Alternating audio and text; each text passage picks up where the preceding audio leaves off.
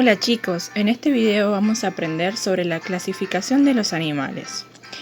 ¿Sabían que los animales se clasifican en dos grandes grupos?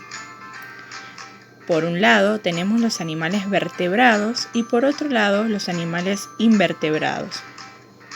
Los vertebrados son aquellos que tienen huesos y columnas vertebrales, como por ejemplo un perro, un gato o una vaca.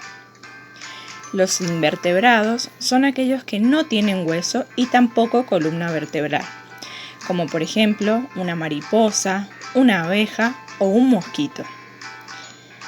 ¡Qué lindos son nuestros animalitos!